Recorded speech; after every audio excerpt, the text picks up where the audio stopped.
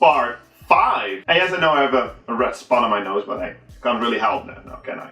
So, well, let's start off with a crappy movie, and after that we sort of have a theme going on. And, well, by crappy movie, I mean a Jess Franco movie. But we have seen earlier in part 2 trying his hand at the slasher subgenre, and now we will see him trying his hand at the cannibal subgenre. I believe he only made 2 cannibal movies, and, well, we'll have to do with The Devil Hunter. My oh my. Well, let's just take a look. This movie is ridiculously bad. It starts with intercutting 2 storylines. First, we have this hot model somewhere, I don't know if they actually reveal the location, but let's say a South American country, doing some location scouting for a new movie. But uh-oh, she gets kidnapped. Hey, isn't that the girl from Contamination? In the forbidden room. The other storyline we witness isn't as much a storyline as it is shots of, well, let's assume cannibals. The 2 stories come together when these 2 tough guys are sent over with ransom money to get back the model. One of them, Al Cliver, the most American-looking Italian actor, who also appears in 2 Lucio Fulci movies on this list. But yeah, everybody ends up in the jungle and oh. Oh, where to begin? Being a Franco movie, there's more nudity than you can throw a rock at. The model girl, she's not a great actress. All she's here for is to be pretty, and for 75% of the movie, be naked. But it's not just girls, you get balls swinging in your face too. The dubbing is horrible, as you'd expect. I can't take it any longer! So much overacting.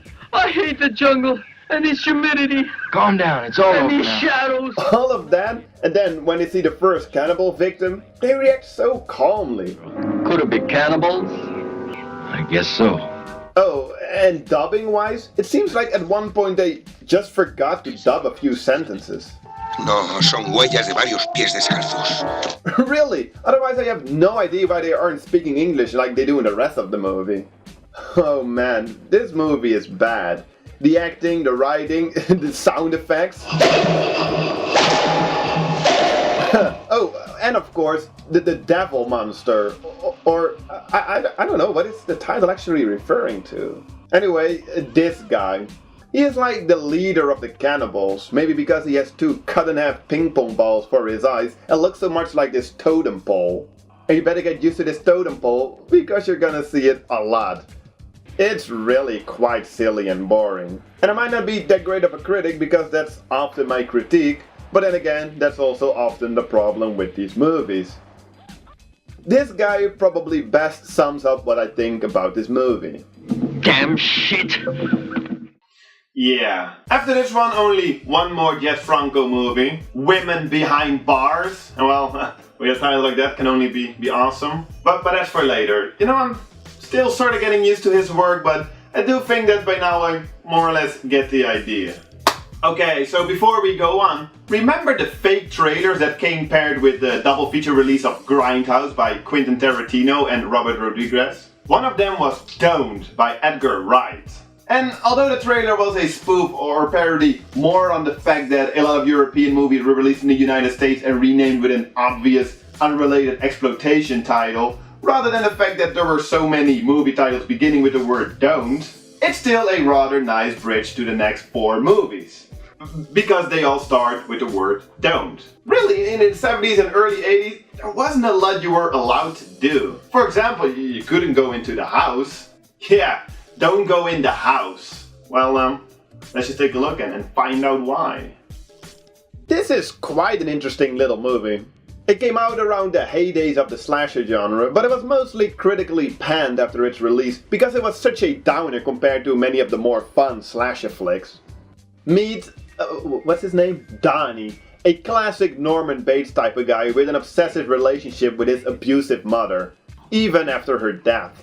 He looked kind of familiar to me, but that's because he would go on to play Patsy Parisi, Tony's accountant in The Sopranos.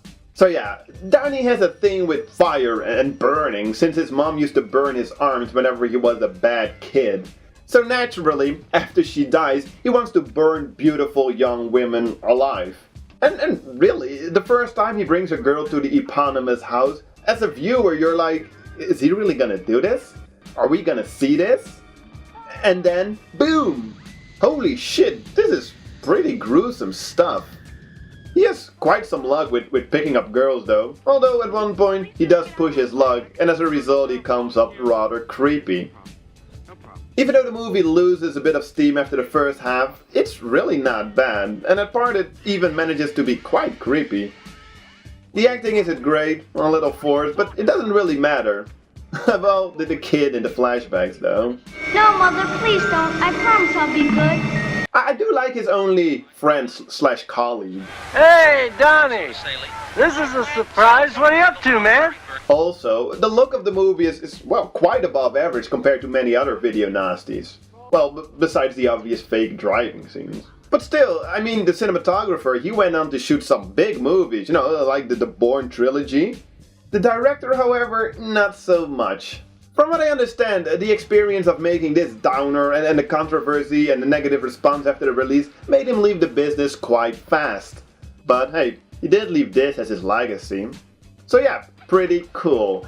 Don't expect a gore fest or anything. Really, there's really only one graphic scene, the one I showed earlier. But unlike other movies that save this kind of stuff for a grand finale, here it happens quite early in the movie, which is, well, risky, but it does set the tone for the rest of the movie while watching.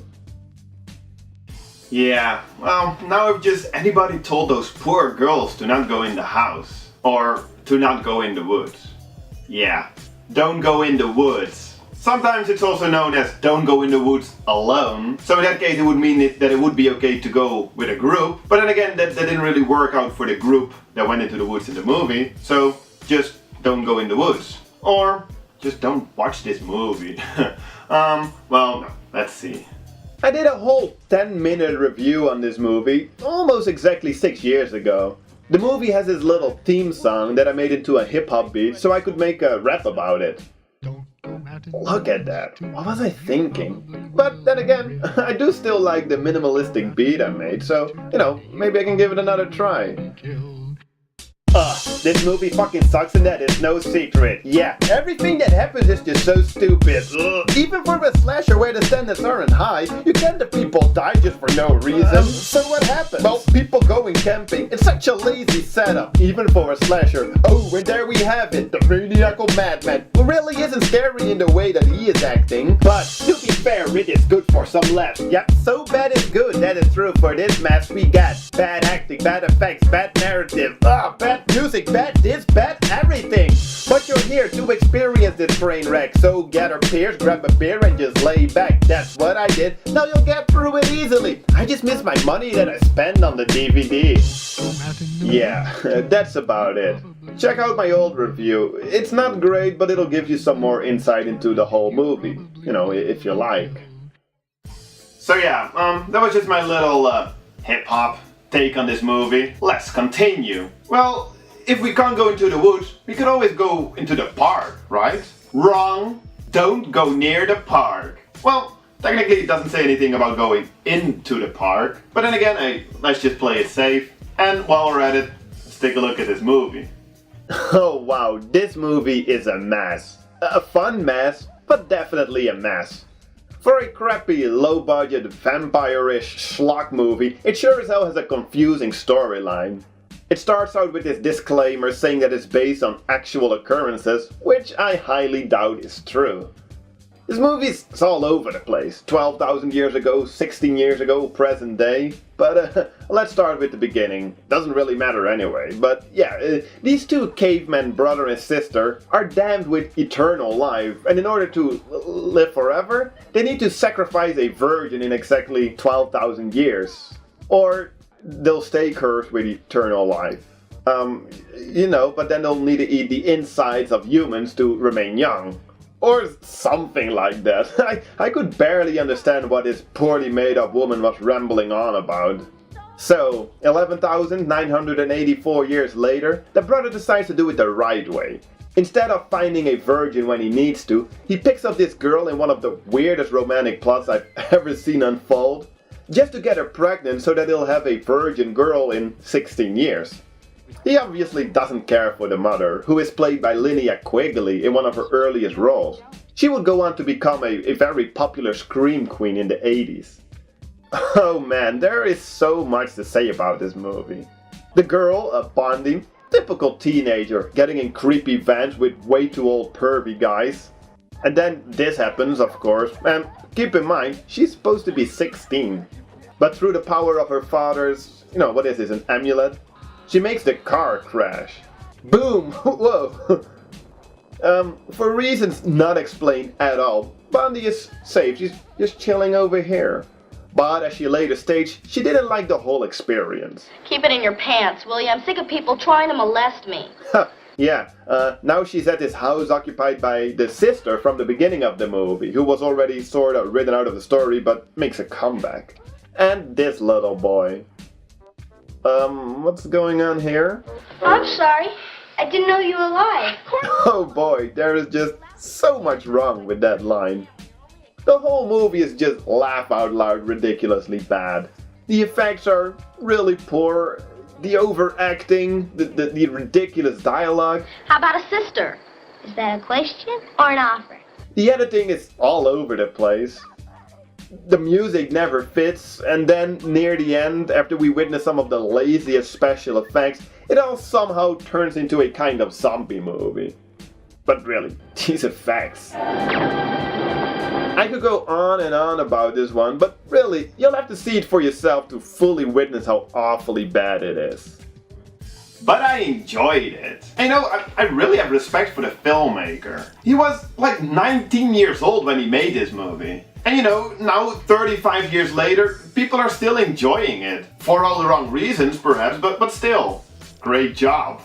Okay, last movie for today. I don't think there's a lot of safe places left anymore that we can go. So we could always just, go hide in the basement, right? Wrong. Don't look in the basement. This is the first movie directed by S.F. Brownrigg, who directed 4 horror movies in the mid-70s, all with, great titles. But I still haven't seen any of the other movies. I've only seen this one. So for now, don't look in the basement. Despite the fact that it looks like a crappy VHS transferred low-budget B-movie, it's actually not that bad. Apparently shot in under 2 weeks for about $100,000, it shows that you don't always need a lot of money for a good movie. Some better cinematography and pacing never hurt nobody, but I'll come back to that later. So, the basement, which really doesn't play that much of a prominent role in this movie, we will find in this insane asylum where, after 2 of the staff are murdered by the patients, a new pretty little nurse arrives. This strict new doctor is now in charge, and the nurse experiences all kinds of crazy shit. Then again, it is an insane asylum. Is it okay to call it like that? Should I just say sanitarium? Anyway, the doctor, before he was chopped down with an axe, believed that the best way for the patients to deal with their insanity is to just let them act it out freely. And, well, among the patients, there's a lot of likable characters in this movie, especially Sam, this big childish man. Like I said, it's really not bad. It's more a psychological horror where little by little you find out what weird stuff is going on. Without spoiling anything, the story is pretty good. It's just, well, it's a little slow and dull at points. I'm also not a big fan of the in-your-face cinematography, and by face, I mean the actors' faces. But besides all of that, it's pretty good. Without spoiling too much, I really don't have much more to say about this one. So I'll just keep it at that. If you can appreciate low-budget 70s horror and, you're okay with a rather slow pace, check it out. I mean, you might end up liking it. There's actually one more Don't movie in the series, but here on this list we have it as The Living Dead at Manchester Morgue, which at one point was renamed to Don't Open the Window for the US market, and that's exactly what Edgar Wright was poking fun at in his trailer. In the 60s and 70s, you used to get a lot of European films that would be given a different title in the States. There was a sort of Italian-Spanish zombie film called, in the UK it's called The Living Dead at the Manchester Morgue. In Spain it's called Don't Speak Ill of the Dead, which is fine, like 2, zombie-themed titles. In the States it's called Don't Open the Window, which has no real, sort of bearing on the plot at all. There's no big window-based scene. Yeah, but that's for later. Part 10, to be exact. For now, have a nice day.